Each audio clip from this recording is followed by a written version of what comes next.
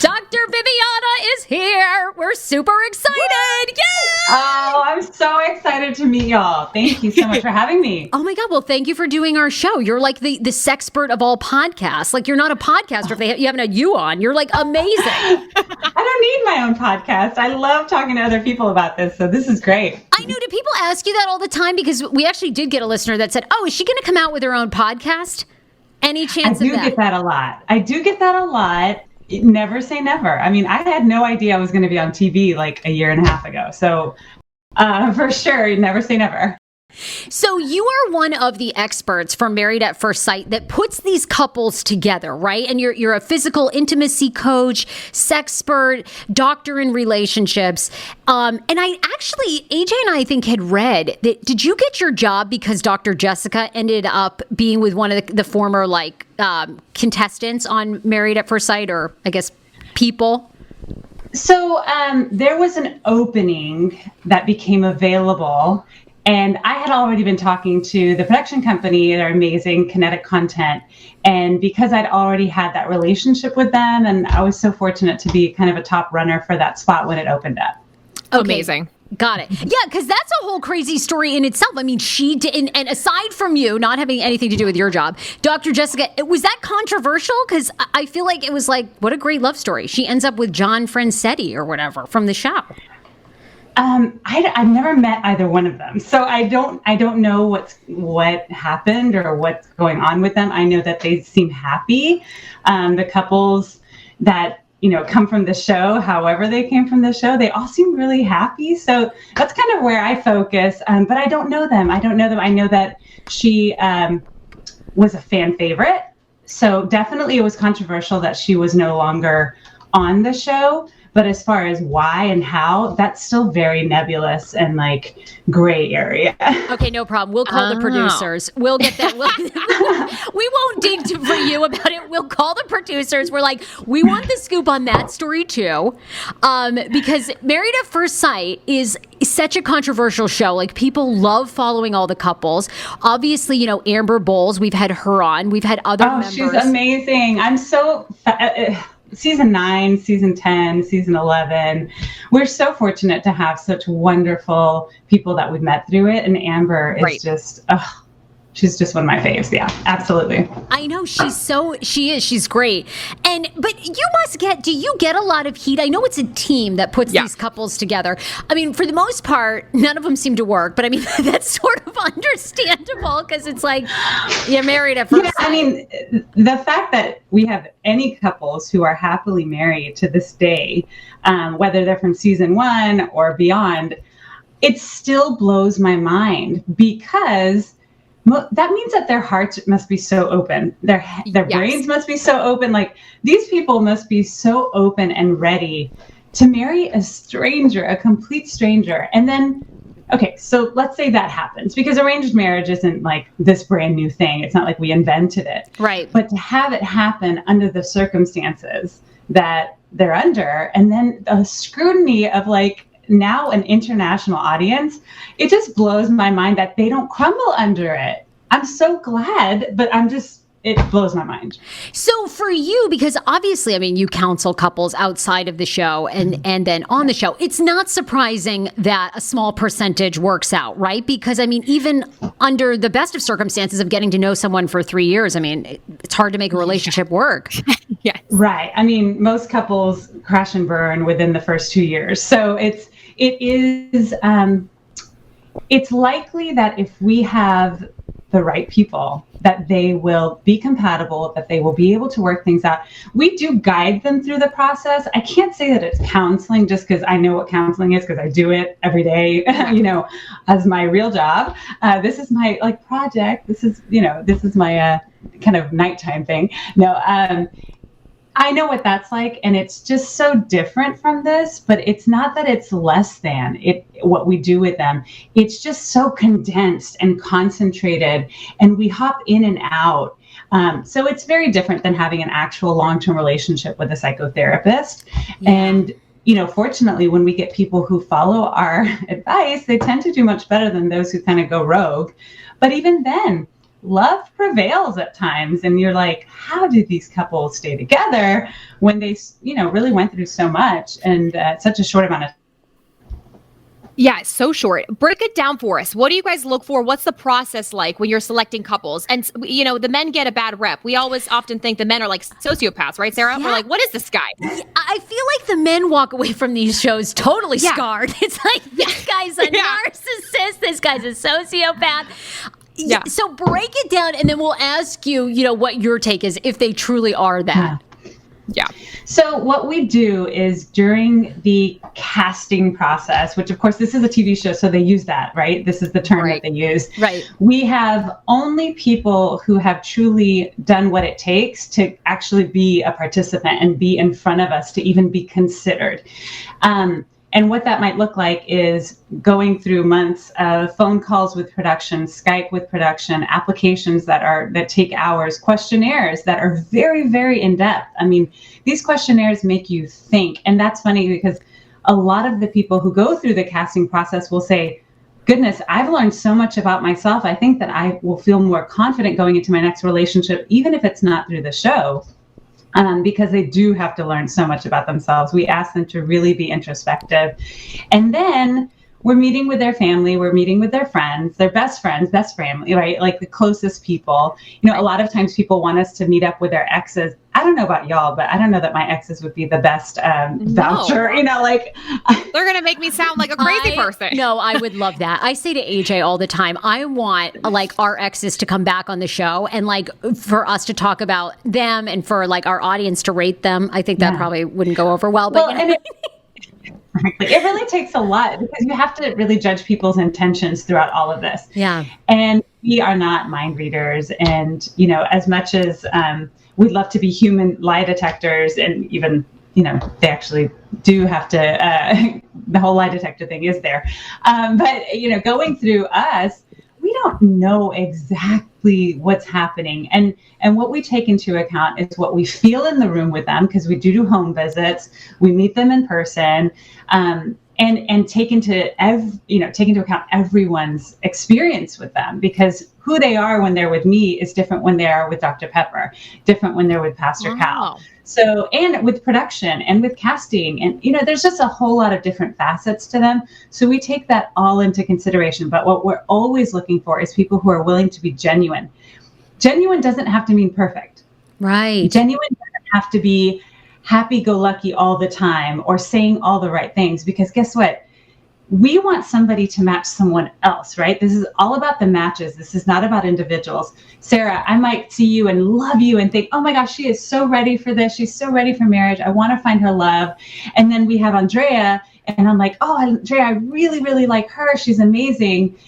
But if we can't find matches for the two of you, then it's not going to happen for either one of you or for the other guy. So that's the kind of thing where a lot of people are thinking, gosh, this person is so great. Why didn't we just put them with that? It doesn't work that way. There's so many deal breakers. I mean, y'all, it is exhausting. I have my gray hairs because, going through this is not the easiest thing. And it takes a lot out of us because there's a lot of pressure, and we are always so disappointed and so sad when it doesn't work out. Right.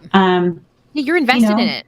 Oh my gosh, we are absolutely invested for months and even years, because I'm still invested in my first season 9 couples. Wow. And the people who didn't make it, I follow up with them.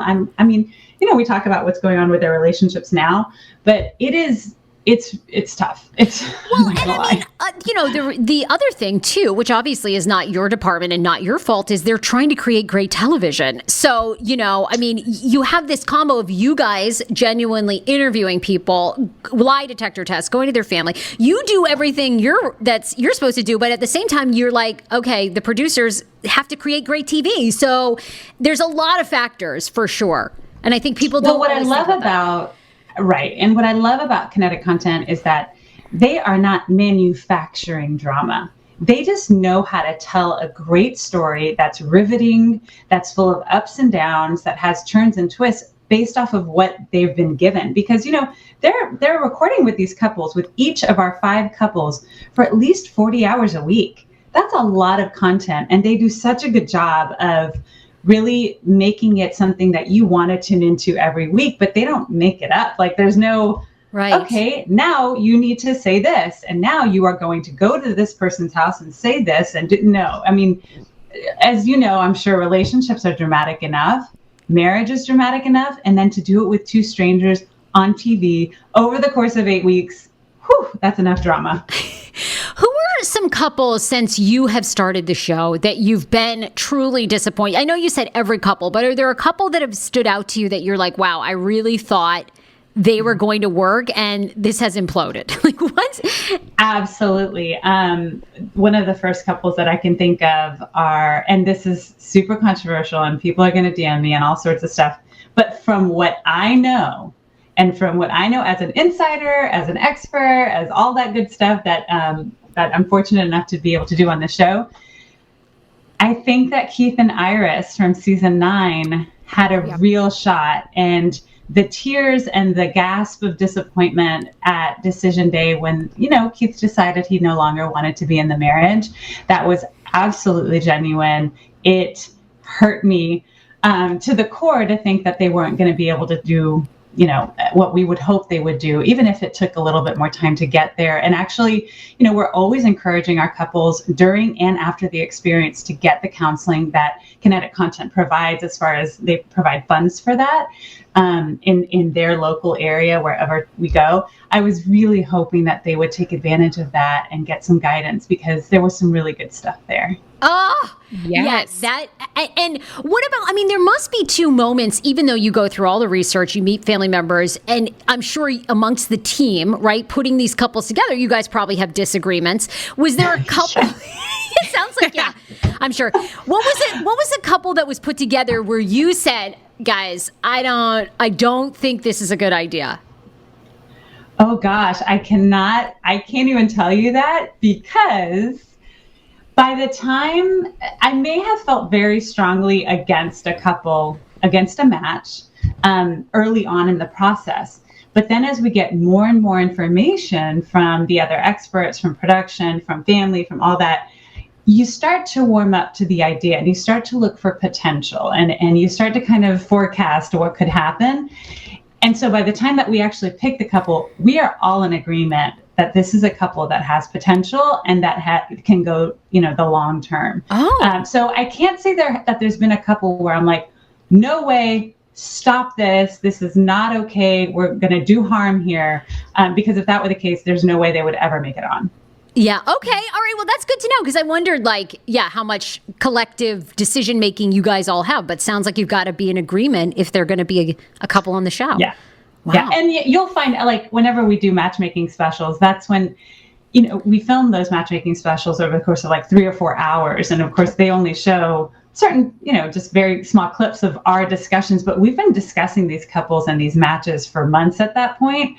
So we're just giving you a snapshot as to what we've been talking about in the background, over lunch, over dinner, over late night dinner, just over the phone, all this stuff. And sometimes you'll hear us, kind of talking about, I'm a little hesitant about this person, but because of this, I think it could work. And you have to remember, we're not the ones that have to marry them. Right. So we may not personally be attracted to a certain personality or a certain look or a certain, whatever. But we're trying to find somebody else who we think truly will just match right there. AJ, go ahead. It's interesting. Do you ever think there's any contestants that want to go on a show like this for fame? Or through all the testing, do you think they're actually legitimate? So do I think that people want to go on this for fame? I'd be naive to say that no. It's becoming more and more popular. So that's something that we actually, it's like an uphill battle, is trying to weed out those people. Mm-hmm. But what's funny is the process that they have to go through is so intense, so rigorous, so invasive, so annoying, so time consuming, that we make it to where you kind of have to be wanting this if you go through this. Now, some people are willing to do whatever, I guess, because we've had some people that were like, oh my gosh, these people's intentions, we were off. And it doesn't happen often, thank goodness. And I think it's for those reasons. But yeah, for sure, I'd be nice to say that I think lots of people hear about the show now, like, oh my gosh, I want to be famous. This is not the show to become famous, because you'll become infamous. You'll become those people who are like, don't be like that person. And then it messes you up for future relationship potential. I bet a lot of examples. Well, and we brought up our girl, Amber Bowles, who we love, and Matt. How do you feel about that? Were you surprised when that broke down? And certainly Matt has to be a person. I mean, he's gotten a lot of backlash. So I've got to imagine that guy trying to date now. It's like, it can't be. He needs to be in therapy real with hard. you. Yeah. Okay, so this is the thing about what I feel about the whole Matt and Amber thing. If he had been who we thought he was and who everyone thought he was, I think it would have been off the charts. I think it would have been hot. I think it would have been nice. I think it would have been all those things. I think that what a lot of people don't realize is that if you are way too into physical attraction, being like a huge, motivator in a relationship, this is not the show for you. You are marrying somebody without looking at them. Like, why would you do this? Why would you even try out for this? I personally think that that's probably where the breakdown was. And instead of being mature enough to like work through that as past couples have, or to get help and say, like, I'm really struggling with physical attraction here. That's what I think. I mean, honestly, I don't know for sure, but that's what I think happened. And it happens often in this experiment part. That's part of the experiment, is not knowing what the outcome is going to be. But I think that if he had really worked on trying to become really emotionally and then, going forward physically attracted to Amber, that would have been different. But instead, he just completely checked out. Yeah, right. Yeah. Completely checked out. Yeah. And you're like, okay, what do you think you're doing? Like, this is not what this is all about. So if anything, he's a cautionary tale. Don't come to this if you are all about physical attraction and that is the number one motivator for love. I mean, it's in the name. It's in the name of the show. You're not going to. I know. Married at first sight, right? She's a good-looking girl too. That was wild. Well, obviously, your day job is that you're an intimacy therapist as well. You see couples, and I love reading on your social media. There's a lot of great kind of topics around relationships that you deal with, and one of them that I wanted you to elaborate on was how helicopter parenting affects, dating life and sexual relationships. Our audience, mostly female, half are single, half are in relationships, but I think a lot grew up with helicopter parents. Tell us, and including Andrea. Yes. Give us more detail about this. I like this theory. Yeah, so I think that what's happening is that if you are a helicopter parent, you are training your child to believe that their needs can be preempted by someone else. Oh my God. Well, guess what? This is so spot on. AJ, get Carol up here. ASAP. I'm like tearing up because I have talks with my boyfriend all the time about how my needs are so important.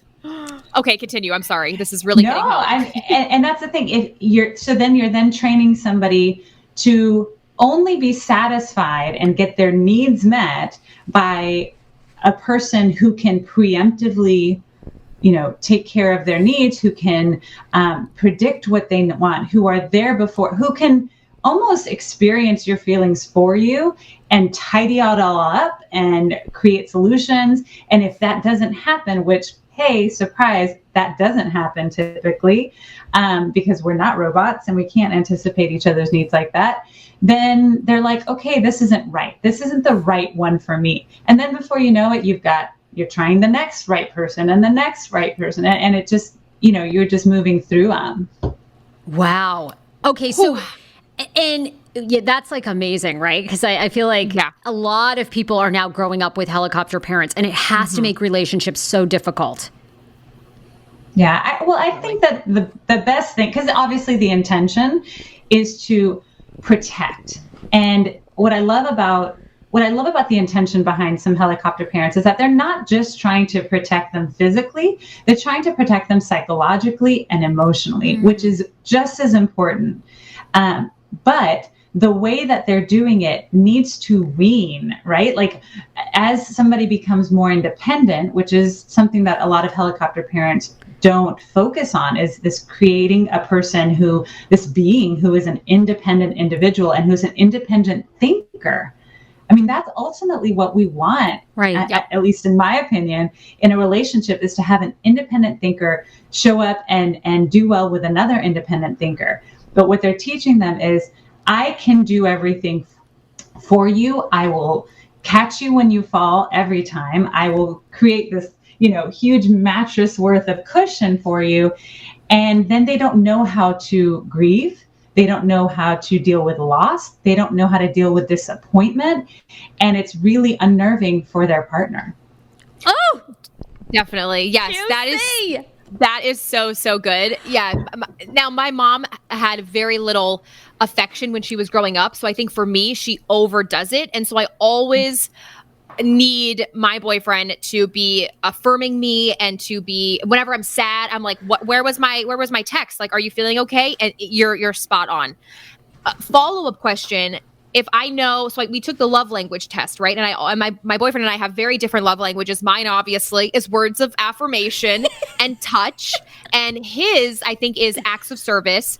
So how do you work through having different love languages and rewiring your brain to understand when they're showing you love and vice versa? Yeah, it's not the easiest thing to learn any new language, but much less to learn and then speak someone else's love language. Mm-hmm. I think if you can kind of break it down, if you're trying to conserve as much energy, which is, I think, the whole point of the love language, is to be able to say, I know where the dartboard is and I know where your bullseye is. So I'm just going to focus on that instead of trying to make everything work. I would say, if you can only speak that love language once or twice a day, you should be good. If you don't try to do it all, you can, all of the things are nice. It's not like if somebody gives you a gift and your love language is not receiving gifts, you're going to be like, oh, gross. It's just that it doesn't make you feel like, oh, all warm inside and feel loved and feel cared for. It's just like, well, that's nice. And I think you should always be appreciative of whatever love language is being spoken to you, but talk with your partner about how it looks to speak your love language, give them actual examples of that. So it's important that we know our own in order to do that. And then try to, maybe work on speaking it on, once or twice a day.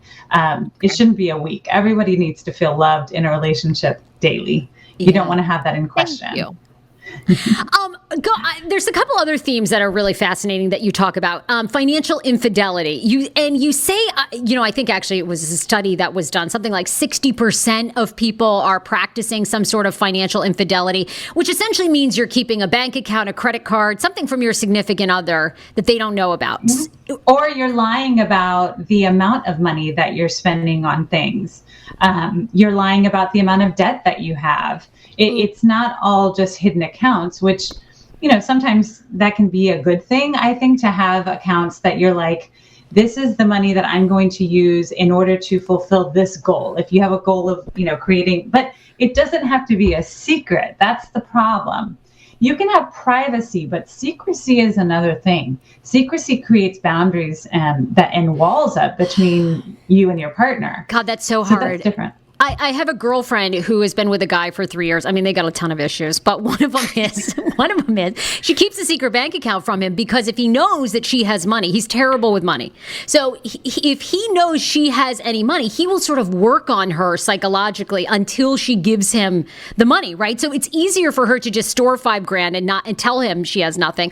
But if you're doing that, I've got to assume, obviously, it is very hard to continue to build a long-term relationship, right? If you've got things like that going? Yeah, if you feel like you can't trust your partner isn't going to manipulate you into doing something that's negative or even detrimental to the relationship, you need help. Yeah. I mean, you got to get some help with that because if you feel like your partner will manipulate you into putting your finances at risk, that's too big of a deal. That's almost like if somebody was to say, oh, they're secretly poisoning me. I mean, you can't do that. It's toxic. It's very toxic. What do you tell couples that come to see you though, that end up finding out, let's say they've been married for 2 years, they've been together for 4, and then come to find out he really does have, he says he had 20,000 in debt, but to be honest, he's really got 50 grand. How do people work through that and then retrust? Yeah. So the first thing would be to break down why it wasn't shared to begin with and what the concerns were. I'm very careful to not let the person, the perpetrator, so to say, quote unquote, blame the person who was lied to. But it can help to give you some insight as to why they didn't share openly to begin with. Right. What I have found is that with people who didn't share it from the beginning, it's like, then it just adds up. And it's that like growing pile under the rug, right? And all of a sudden you trip over it and you're like, oh yeah, there's something there. And then you lift it up and you're like, oh my gosh, what has been going on here? And it's a huge betrayal. So I try to encourage couples not to do that and to be open and upfront from the beginning so that you can both tackle it as a team. But the reason why I think it's an infidelity and the reason that it feels that way is because it doesn't matter if it's a third person or a third party of some sort, like a hidden account. What's happening is you don't feel like you are a player in your own relationship. You're not the primary role in the relationship because your partner is having this special secret relationship with X and XYZ, whatever that is. And that's what makes people feel threatened, and that's what makes them feel insecure and unsafe. So if you can share it all up front and then say, okay, can you help me with this? Your partner's going to feel much better than if 3 years down the road, you've created this debt or you've created this secret, that's just building and building. And then they have to look back and say, my goodness, you have been lying for 3 years. How do I trust you?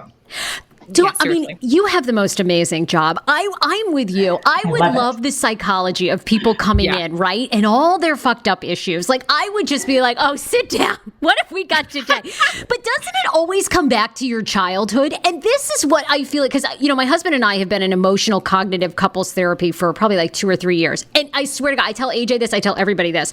You should do it before you get married. It completely saves our marriage because it truly becomes all about transparency. We cry every session. You go back to why, emotionally digging deep, why you do the things you do.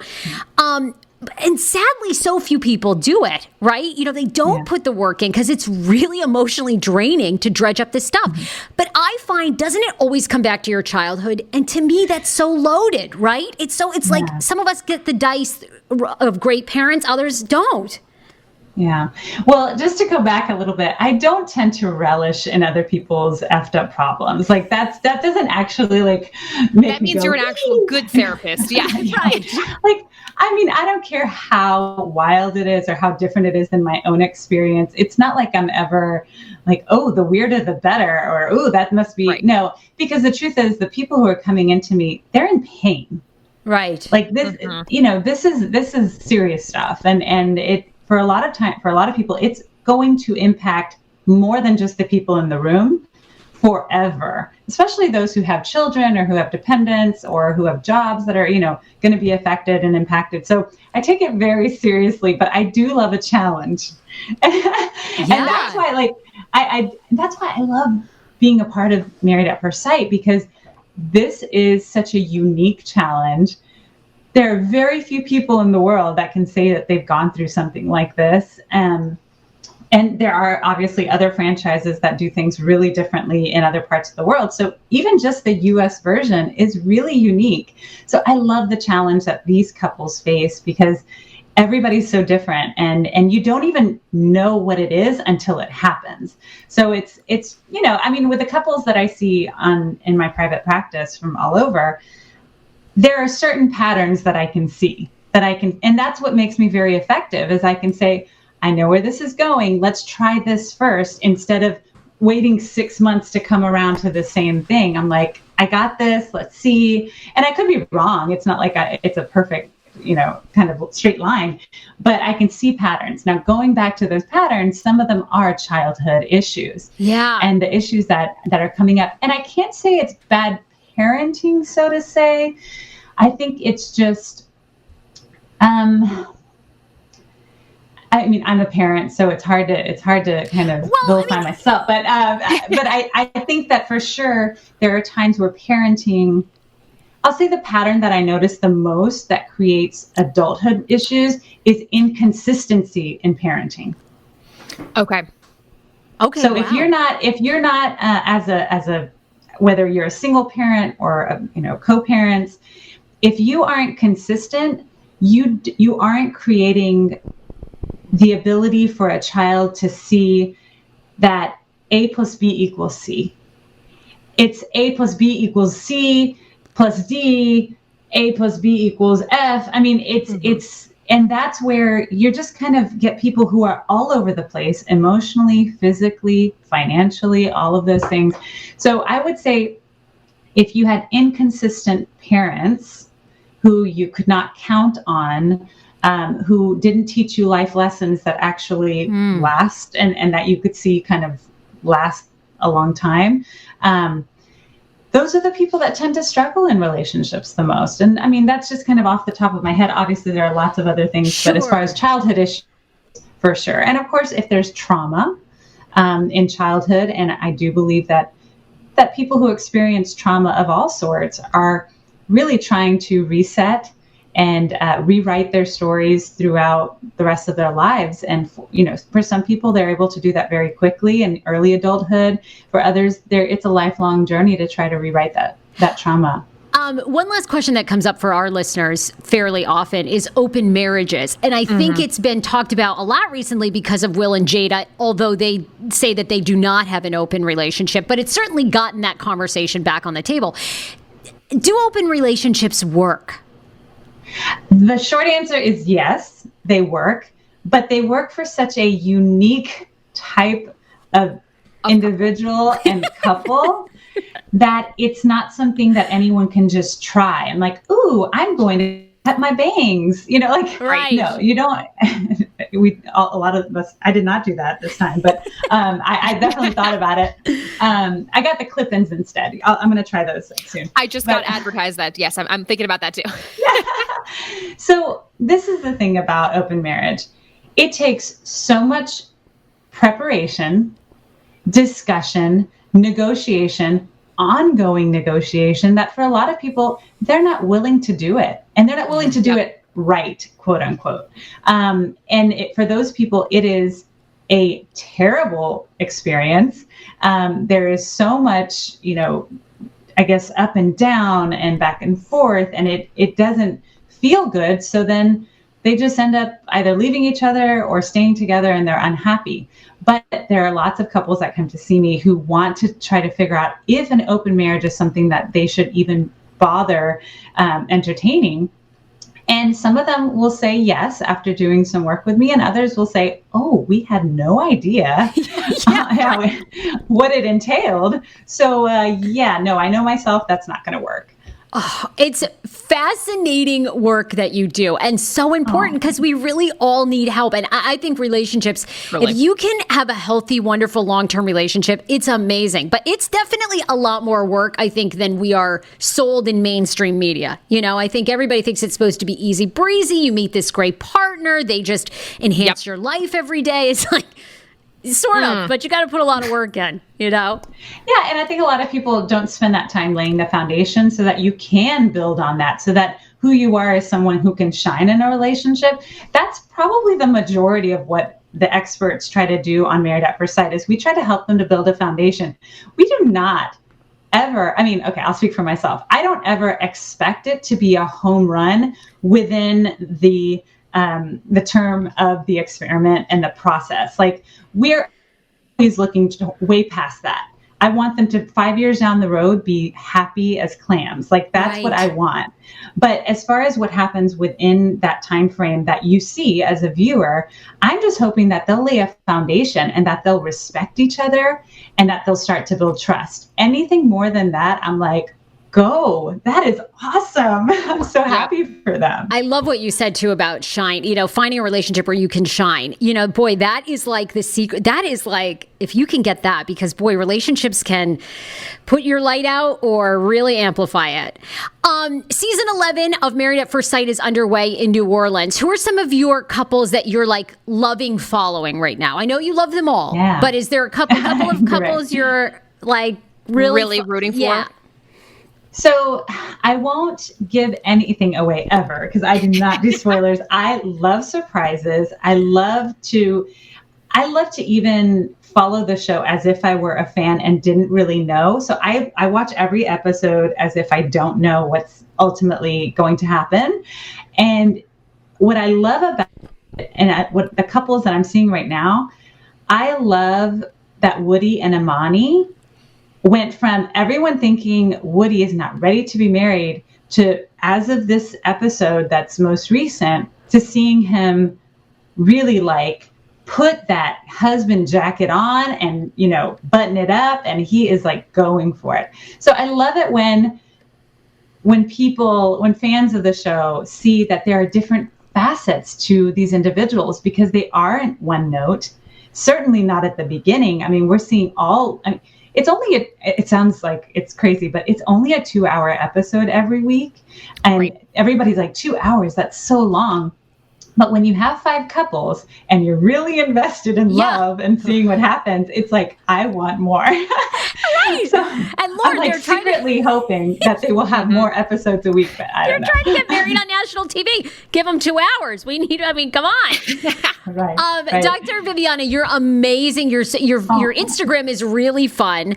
And obviously you're terrific on the show. The show is such a hit and people love like following that. Next time you come on, I want to get into, you've got your own Dr. Viviana method apparently for your clients. So I want to know more about that next time. Yes.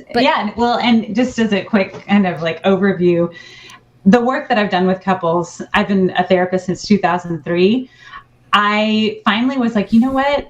And actually it was one of Dr. Pepper's suggestions, because we're all very close behind the scenes. And she said, you already have a method. Why don't you put it online for people? Why? Because not everybody's going to be able to see you in your office. And I'm like, she's absolutely right. I mean, I have my license in California now. I'm working on my license in New York, because we're able to do everything virtually. Why not? Right. And she said, why don't you put something that you don't have to lead, but that is all of your brainchild into different programs? And I was like, that's amazing. Thank you. Yeah. And people I know can find that at Dr. Viviana is your Instagram. But what is one of your sort of, I use the word patented, but one of your very specific things that's part of the method? Yeah. In every program that I want everyone to start off by asking themselves, would you want you? Hell yes. No, I'm just kidding. That's so good. And that's awesome, because guess what? If you say yes, you need to prove to yourself why. Mm-hmm. Wow. And if you need to take a step and take 3 seconds to think about it and say, maybe. I have to think about it. And then you have other people who will think about it and they will just realize like, maybe me 6 months ago, or maybe 6 months from now, but right now I need to work on this and this and this in order to be my best self, in order to have somebody else want me. So it's not to build insecurity. It's just to build self-reflection and knowledge, so that you can be ready and confident, because confidence is the most attractive thing, not arrogance, but confidence is super attractive, and it helps to keep that security in a relationship. So if you're not confident about yourself, ask yourself, would you want you? And figure out where you need to work on things. And I have the Vivid Relationships community online. And so those are the things that I'm helping people with, is for those of you who are struggling with that question, would you want you? I give you very concrete ways to work through those issues so that you can be ready for your next love, maybe of your lifetime. That's such great advice. Dr. V, though, we do want to ask you a bunch of sex questions because our audience is super open. And you say you get a ton anyway, of course, probably everywhere you go. But, obviously we talk about orgasming on this show a lot. Tell me this, why, and I know this is a loaded question, but why in general do a lot of women have a hard time having an orgasm? So first of all, if they've never really understood how the sexual response cycle works for women, they're already at a disadvantage. If they're only focused on their physical anatomy and how it responds to stimulation, they're missing out on what I believe is like 99% of an orgasm, and that is arousal. And that's mental too. So I think a lot of women just are sticking with the physical and not really working on the emotional or psychological. And that's where they miss out on orgasms. And you say like the psychological, there's so many things you can be doing, right? Reading erotica, you highly recommend, which was... Highly recommend. I never thought of that. Well, see, for a lot of women, as much as they say men are visual, I think we are too. And we get turned off by things pretty quickly. And there's a lot to be turned off with. I mean, I'm not going to poo-poo all pornography, but you can really look at certain things in pornography and be like, oh no, too sweaty. Yes. But the weather, I mean, that position, the hair, there's all sorts of things that you can look at. And depending on what your own preferences are, you can be like turned off by 99% of the things on the screen. But with erotic literature, first of all, there's so many genres out there when it comes to this, and so many different things that you can really like try out in your brain without even having to do anything in person.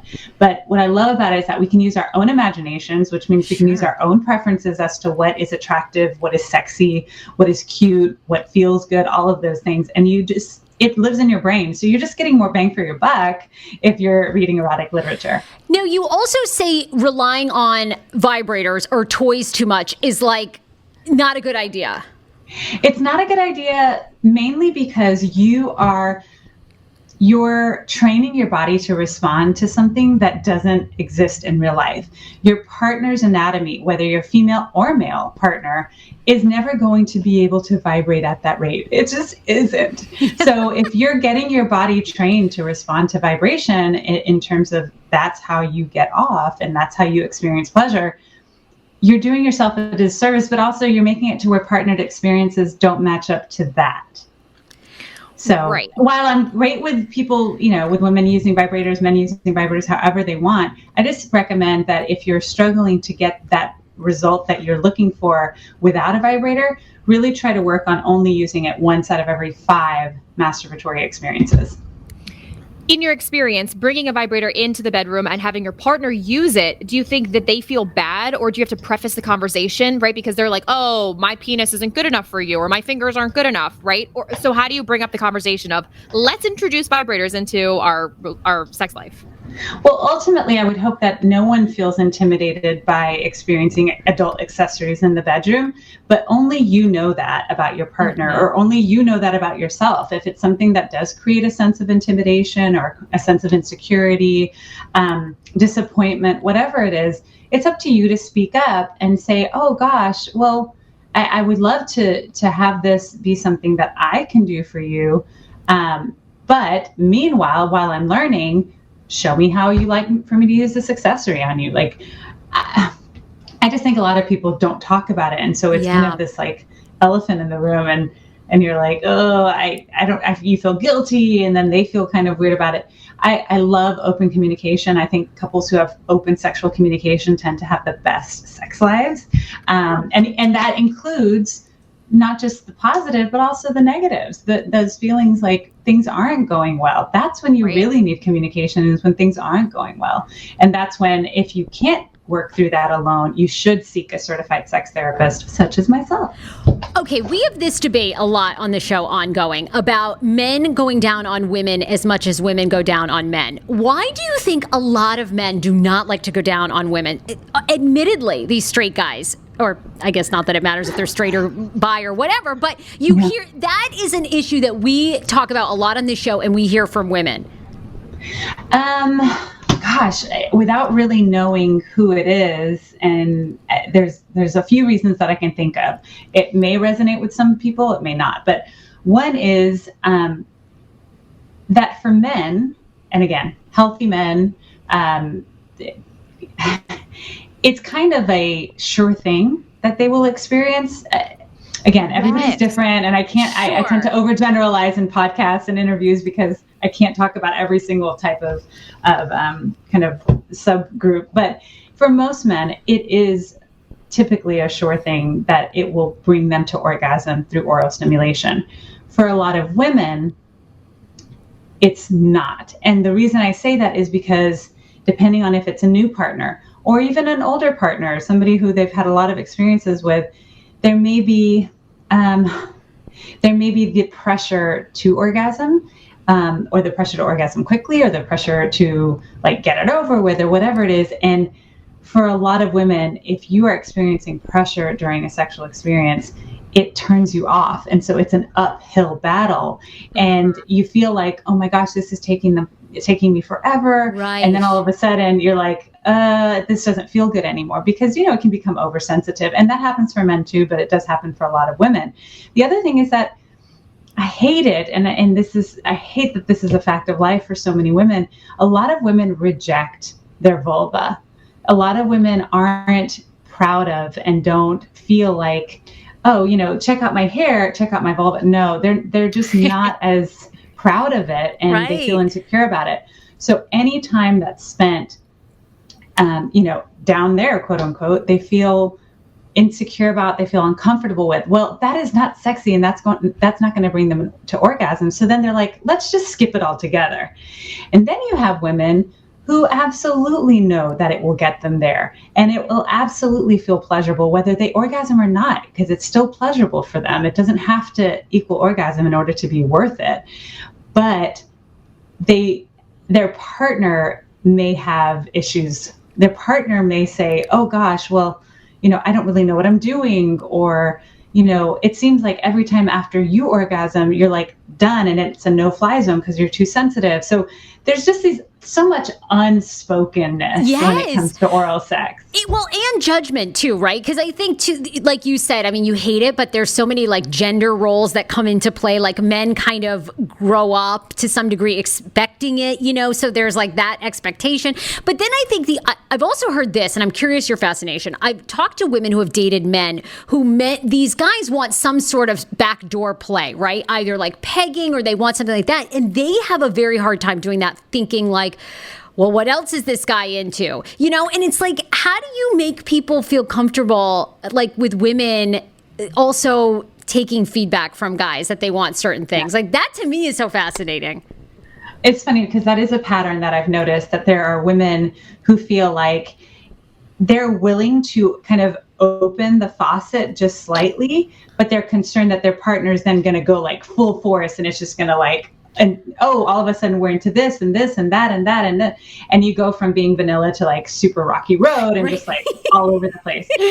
Again, what I have found is that with conscientious male sexual partners, they don't want to rush into anything like that. That isn't necessarily, they don't want to overwhelm their partner. They want to just be able to explore. It's kind of like if you married someone who doesn't enjoy traveling. Okay, so maybe telling them we're going on a 1-month tour of Australia.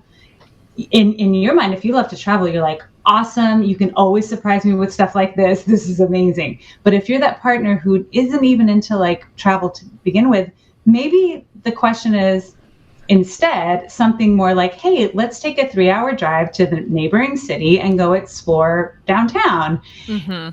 And what I think we have to remember is then you can do another road trip, and then you can try another close place. Like there is so much to explore sexually that is within whatever boundaries you have. You don't have to imagine that every single time you have a sexual experience, it needs to be hanging off the friggin' chandelier. Like it does not have to be that way. Yeah. But however, their partner who is into trying new things is communicating, the person is getting the message, you know what, it's never going to be enough. And we're always going to have to do something, different and more challenging and more kind of out there, so to say. And that's where instead of just saying like, look, I'm willing to try this, but please don't push me every single time to try something new. Like, let's just see what happens with mutual pleasure for this experience. But a lot of times they're just worried it's going to be like, all of a sudden, open the floodgates, and I'm going to have to lock you up in leather, and yes, it's going to be. And even if they do want to explore in those ways, they'll hold back thinking, yeah, but it's always just going to go there, and they're going to want more and more and more. And a lot of women say that about giving oral sex on men, so fellatio. A lot of women will say, well, I only do it like 2 or 3 times a year, because if not, he's going to want it all the time. And I'm like, how about you let him know, no, I don't want to do that now. Let's try something else. Or how about you just share what you just shared with me so openly, which is you're worried that if you do that more than ABC, anniversary, birthday, and Christmas, right. that they're going to want more and more and more. And I wonder why they're so open with me, but they can't be that way with their partner. AJ, do you have, I was going to ask Dr. V, unless you have one, just one last question, which is, what is the biggest other sex question she gets? But you've had great questions, AJ. So I don't know. Do you have another one for her? No, I like your question a lot, and I do want to know what everyone else wants to know. Tell us like the biggest sex question that you get, like that you see repeating. What is it? Yeah.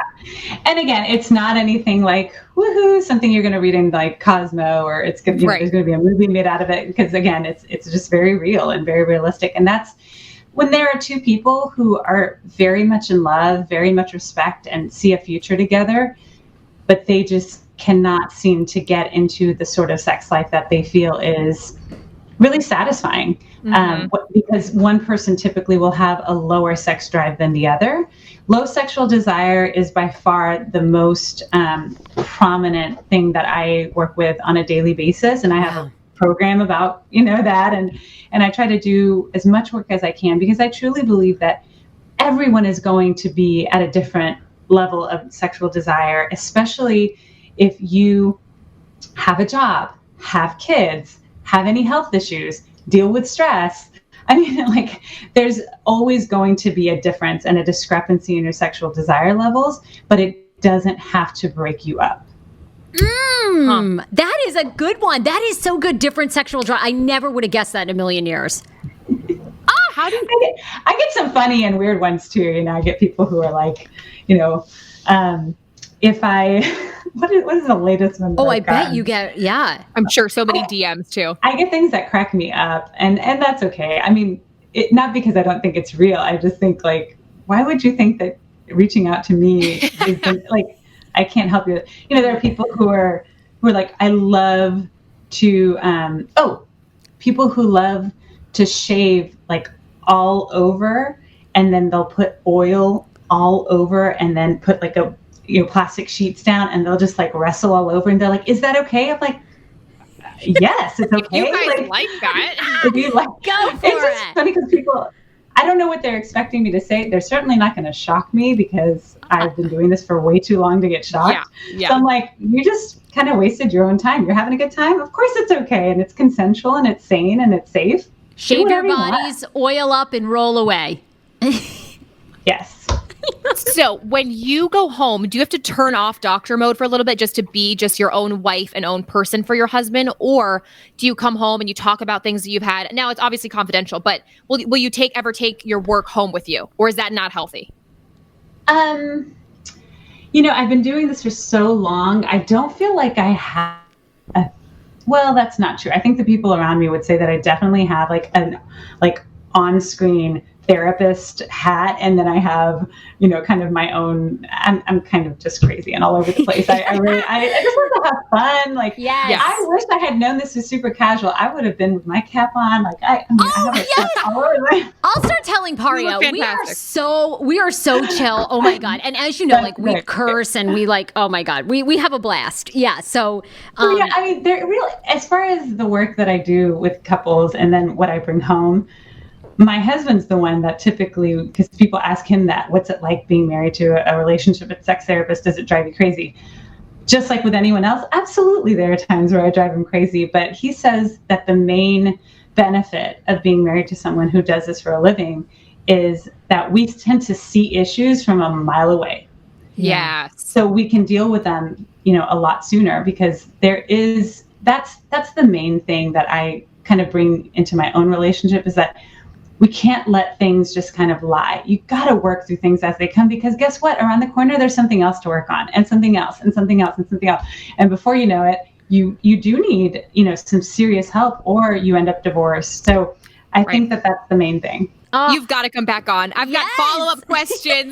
AJ needs to become a client. And I mean, you're probably booked though, right? Do you even take on or just I do. local? I'm so fortunate that virtually I'm able to see so many more clients than I ever have in the past. Yeah. My timing is kind of all over the place, but I'm really fortunate I am pretty booked, but I'm always willing to bring someone on, especially if there's somebody who has really wanted help and needs it. I'm all for it. But what's fortunate for me is that I have a staff at Houston Relationship Therapy, my private practice, and you can find them at HoustonRelationshipTherapy.com. They're all handpicked therapists that I trained myself, who have worked with me for years and years, who are certified sex therapists, who can basically see everyone that I'm not able to see for whatever reason, whether it's scheduling, finances, whatever. I have a wonderful staff that's just ready to take them on, and they do. Oh my God. Yes, definitely having you on again. Well, Dr. Viviana, thank you so much. This was awesome. Thank you. And thanks for watching the show. Yes. It's so exciting. Season 11 is underway right now of Married at First Sight in New Orleans. Okay, we will see you soon. Thank you, Dr. Viviana. Amazing.